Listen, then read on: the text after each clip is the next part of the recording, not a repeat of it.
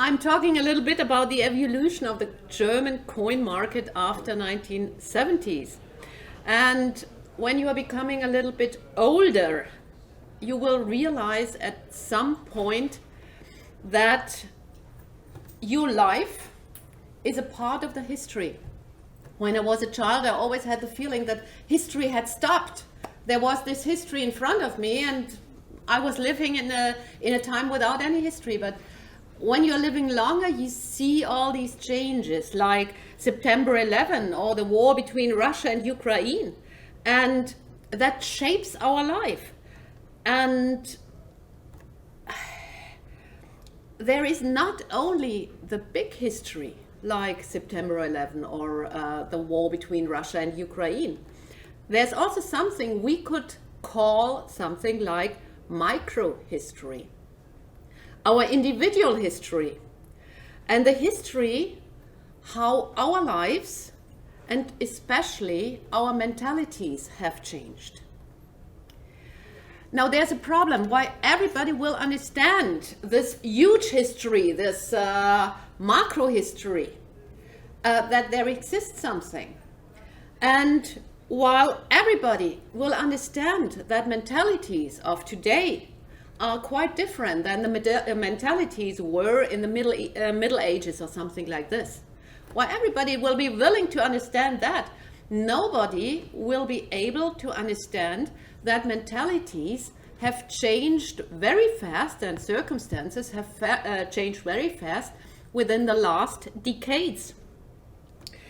I realized that in all the discussions I had with politicians and administration officers when we were talking about the new legislation in Germany of the cultural property issues. They came to me and said, it can't be that all these coins that are around are not documented. You tell me there were something like a coin trade even 600 years ago. So why all these coins have not been recorded?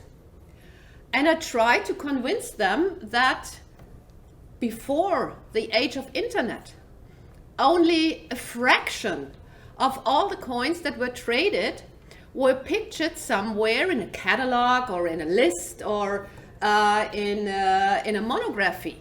But that was only the tip of an iceberg, not really a huge mass of coins.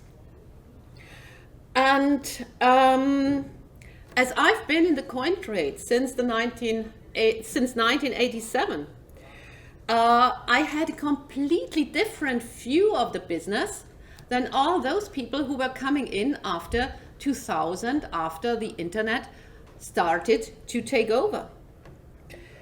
So I developed the wish to record the memories of coin dealers, not only about all the history, about the big collections, but also about everyday's life in the former days of auction houses.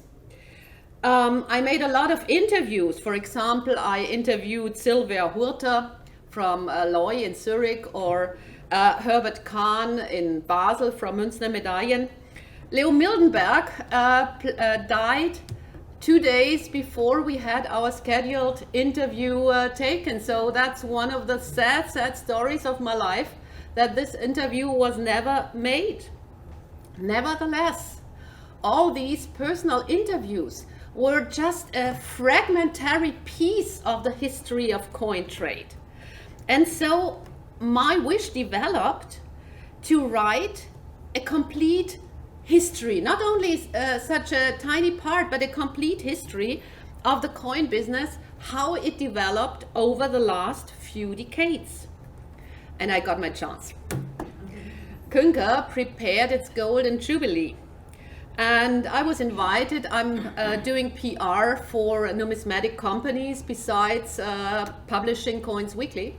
So I was invited in summer 2019 in order to develop ideas what we could do to celebrate this Golden Jubilee. And my suggestion was then, let's write a history of the company. The idea was adopted shortly before the outbreak of COVID. And that was quite a luck, because COVID made a real celebration for this Jubilee completely impossible. Nevertheless, they had something they could present to their clients, and that really marked the golden Jubilee of that company. So I started in summer 2001 with a project. I used a variety of a historical method that is called oral history. Have you ever heard about that? You take interviews with a lot of people, and normally when you're doing that on a scientific level, you will transcribe everything and you will nothing add, nothing take away. Nevertheless, that's really boring to read. So we adopted a kind of different approach. I was doing 41 interviews with a complete amount of time of more than 100 hours. And that was quite an experience for me. It was always the same. They entered the room, modest, shy, telling me, I don't know what I should tell you. Then they sat down, I asked a few initial questions, and then it simply didn't end. It was so emotional, and it was so funny, and such a amount of stories and amount of memories. It was just impossible to get them out before the next partner was coming in. So I didn't eat a lot during that period. They combined in their interviews the stories, their own stories, with a big history of the company. And I tried to make a mix of it in order to reconstruct the history of one of the big German auction houses. And what was so interesting for me was, at a certain point, I realized that this story was a kind of exemplary. It was a story I could tell in very similar steps of a lot of other auction houses too, because everybody was using the same techniques. They were challenged by the same problems, and the circumstances were very similar. So the result after the story was a big book, and if you go to the Künker booth and smile very, very friendly, I'm sure they will give you a copy of it. But it's much more than PR for a company. It's a starting point for a history of the modern coin trade. And my wish is that many companies, many coin dealers, many collectors will also tell their stories, in order that at a certain point we will all be able to reconstruct our own history. You all know that I was quite surprised that I should have this lecture here. So I decided that it would not make a lot of sense to repeat all of the books and all of the book and all of the finding of the book. But, and I also decided, no, I don't want to show you just a lot of pictures, because let's be honest, when I show you pictures, it's hilarious for those who know the persons on the pictures, and it's so boring for those who do not know them. So let's do something completely different. When reconstructing the history of Künker, I thought, hey, I can divide this history into phases. It's periods of time that are completely different and distinctive, one from another. And so I want, at this meeting, I want to present you my medal of periods in order to, perhaps we can afterwards, when the camera is gone, discuss whether this model might really apply. Because what I think is that our history developed due to causes and effects. And as I think, there is still a slight possibility that people might learn from history, even though most people prefer to ignore all these lessons history is telling us, as soon as they are not according to their wishes and hopes. Perhaps if we understand the causes and effects that changed the coin market, and when we understand the mechanism of these effects, we can brace ourselves better for the future. It's completely new what I tell you. It's the first time I'm presenting it to you, so I'm looking forward to your comments, because you are from the US. You might have a completely different approach to this, as causes are different in the US than in Germany. So my phase one is the traditional coin trade, which was between the 1970s and the late 1980s. It was dealing coins exactly the way it was done centuries ago. The essential thing was the very personal connection between the coin dealer and the coin collector. So when you had a coin collector who had a very special field of collection, other dealers would come to you with coins of that certain field in order that you offer that to that client. On the other way, you were going around on coin shows to look exactly for the collection fields of your clients, and you bought what your clients specialized in. So this was a time when the knowledge of a dealer was of essential importance, meaning he knew exactly which of his client would buy and how much he was willing to pay. And he knew that here, not in a little booklet or in a little computer, but so it's you had to know all the prices, all the rarities, and so it was a very closed field, because people had a very, very long period of time until they developed this special knowledge. Then came the coin boom, with enormous amounts of money being around, and a lot of new people entered the market. Nevertheless, this, let's call it little explosion, was restricted by one fact. You needed a lot of seed money in order to start with a coin business. Künker, for example, needed 120,000 German marks. That's not huge money, but in that period of time you could buy a little house with that. The house of my uncle, which was bought a few years later, cost about 100,000 German marks. So that was really, really money. In that time, that was the period of fixed price lists, which were done with a very, very few pictures, and there existed many fixed price lists without any pictures that were sent to a small group of collectors who all had this close relationship with the coin collector. Your file of addresses was the capital of a coin shop. And those were the days when you paid huge amounts of money in order to get these addresses and continue a coin shop. Auction sales were only done by very few dealers, and they were expensive, they were risky, and needed a huge stuff because they were done without computer.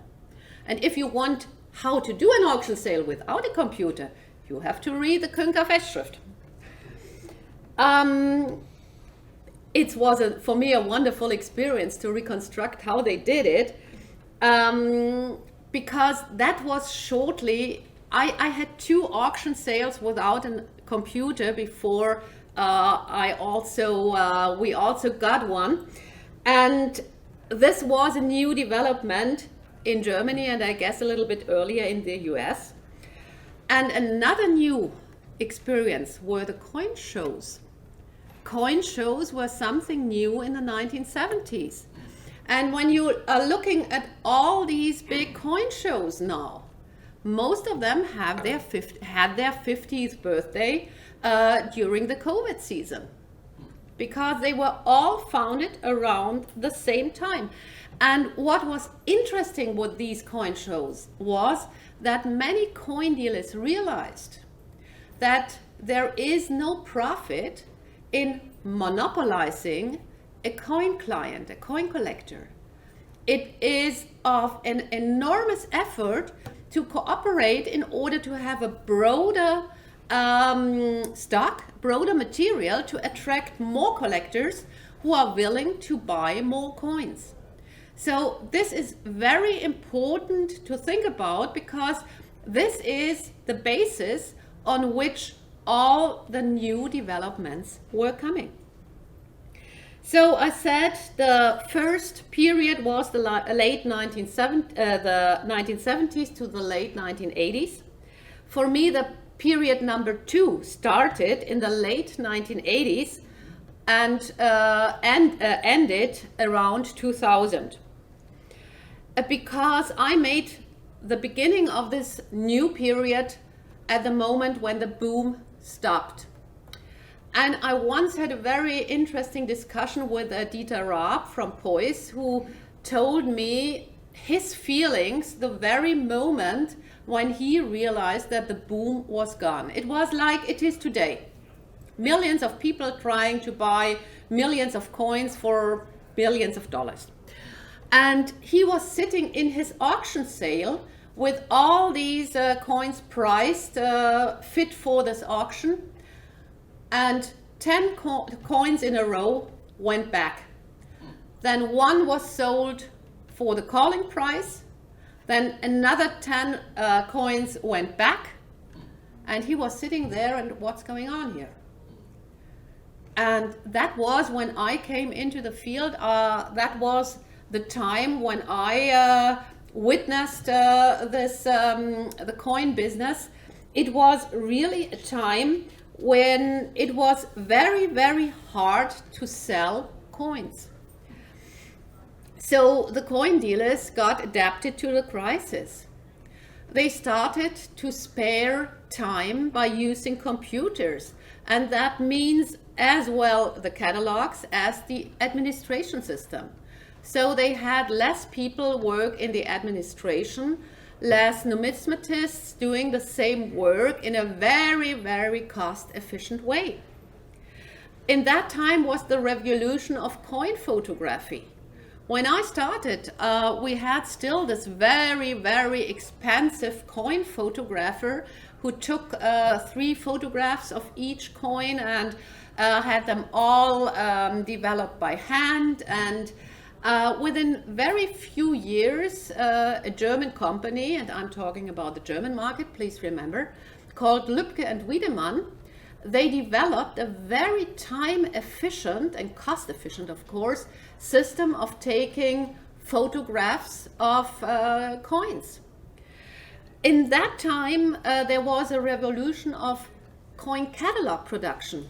A man named Danner, and you need to remember the name because I think he's has been one of the most influential persons that have changed numismatic history, because he developed a system how to automatically generate a printed auction catalog. What had taken before about 3 weeks, when you were working fast and efficient, could be done in about 8 hours afterwards. Because he just printed with his button, and all the photos and all the texts were sorted automatically, and you just had to say, okay, here I want to have an enlargement, here I want to have this, here. It was so fast. What we can say is that all those who had too high expenses did not survive. Think of the great classical auction houses in Switzerland. Think of Bank Leu, which was LHS when it died. Think of the Münzen and Medaillen AG in Basel. Think of Sternberg. Think of all these great houses. They went down in that period because they couldn't adjust to the market. They were just fostering the very high end of numismatics. They were used to a travel standard. I still remember when I entered Münzen and Medaillen, and I told my boss, look, you could also fly tourist class to New York. It might spare us a little bit of money. He didn't even understand the concept. So it was that time when all these auction houses that couldn't adapt vanished. It was also the time when all these coin dealers were looking for new clients and for new cooperation partners abroad. And the coin trade became only at that period of time really international. And those who were able to speak another language had huge advantages. Künke's advantage, for example, was that he spoke French fluently. My advantage was my little capability of speak English. Because at that time it was not typical that anybody would be capable of fluently speaking another country's language. And that is also the time when each auction house, each coin dealer extended the scope of goods. Did we have before all these coin dealers who had all these tiny little specialties? We became all these generalists who suddenly dealt in ancient coins, world coins, US coins, banknotes, traditional money, everything. So they covered all. The coin trade, even in that time of crisis, never stopped, but the demand declined. And the demand was driven by all the collectors, because a collector doesn't stop collecting. It's only the investor who will not buy coins in a time when the prices are down. He prefers to lose money when the coins are expensive. So let them do that. And those who had enough collectors among their clients, they all survived as long as the costs were low. An important feature of that time, and very typical, was that the price of a coin was connected to the place where the coin was sold. I remember quite well that the prices that were realized for ancient coins here at the New York International were dimensions more higher than when we had some minor auction in Munich. It could be triple, it could be 4 times the price. So that's very important when we are coming to the next phase, because I'm talking of a very short period that was especially the second half of the 1990s, when coin companies started to cooperate, especially European coin companies who wanted to enter the American market where higher prices were paid. So I just stated, here at the New York International, the prices were we all loved them. And that was the reason why a lot of companies found themselves, composed themselves, they found them together, they made alliances in order to buy here a time frame in which they could sell their coins together. And remember, in 1997, there was this company called Triton. And you know why it was called Triton? Because there were 3 companies that formed part of it. It was a cooperation of C&G, Freeman and Cyr, and the Zurich Italian company of Numismatica Ars Classica. So they combined effort to be able to sell here. In the same year, there was this auction house founded that is now known as the New York sale. And that's part of my own history, as I was working then for Münchner Medaillen. It was Lucien Böckler who had the idea and who brought the companies together. He founded Münchner Medaillen USA, still on the market. And the partners of the sale were Baldwin, Wacky, and later Dmitry Markov, and always changing participants of this New York sale. These are still here. Most of you will have forgotten that there once was a group of dealers that called themselves the Renaissance sale.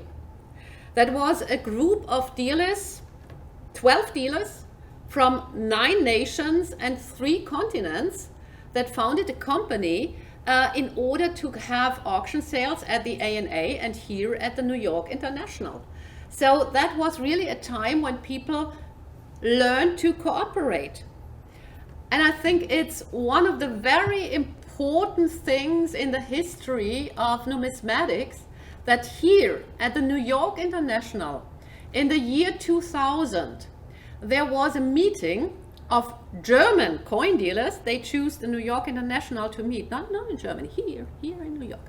So they had their meeting, and the person who was the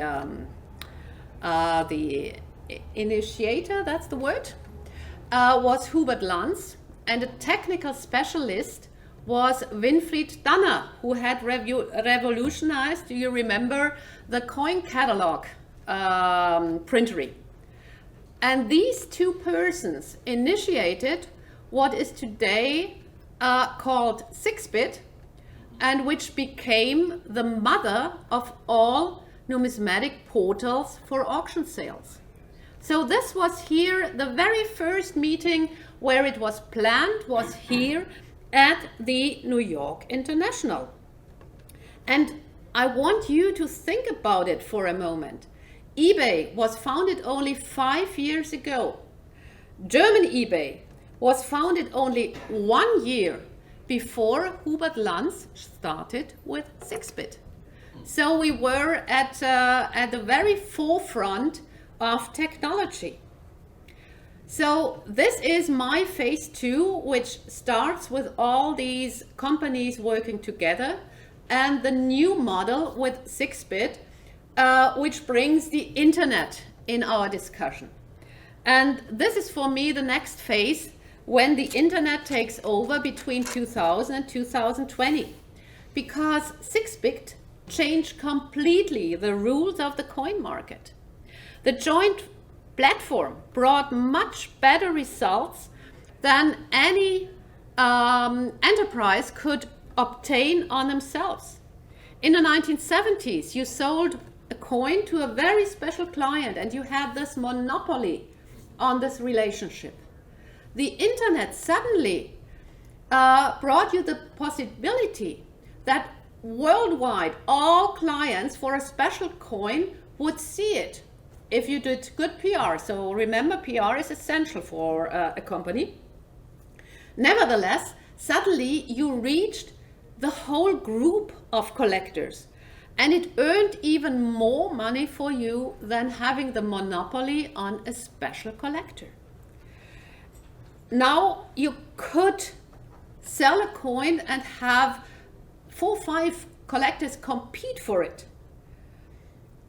And then the other problem was that sometimes the collector didn't have a slight chance to obtain it because the investors came in.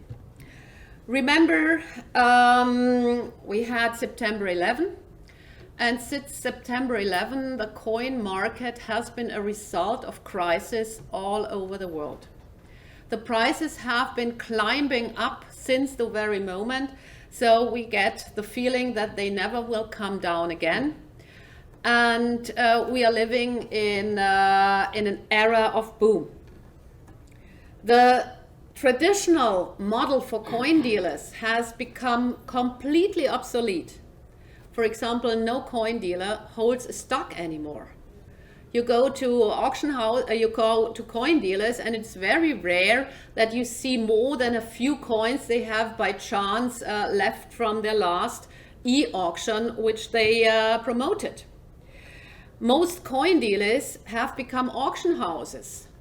There are so few coin dealers that do not do any auction sales, e-auction sales, and mostly they are very old-fashioned and only not doing it because they can't master the technique.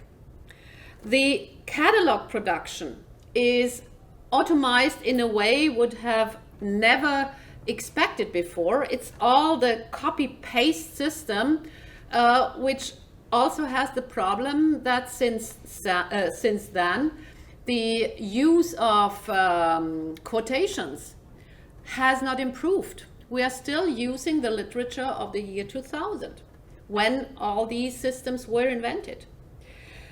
The gigantic mass of coin pictures allowed something like the coin archives and all its imitators to amass a huge amount of prices, which gives the last idiot, excuse me, I don't mean anybody personally, I also use the coin archive. Nevertheless, everybody is now able to know the exact price that is expected for a coin. So it has become very easy to be a coin dealer. It gives more people also the possibility to invest in coins because they can see how the prices change. Investors are now our biggest clientele, and for me that's a very risky development.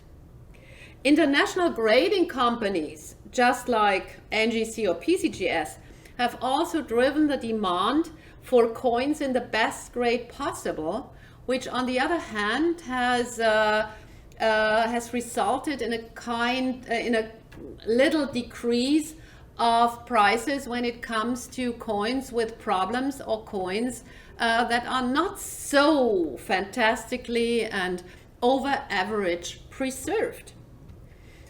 And as I said, this constant boom since September 11.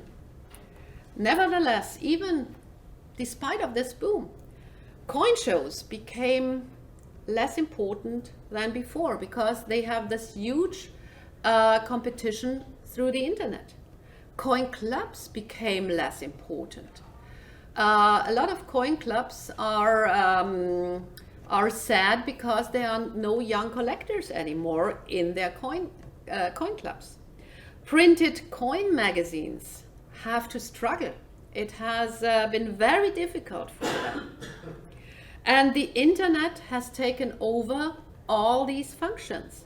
We have coin shows in the internet, like MR shops, also a German enterprise.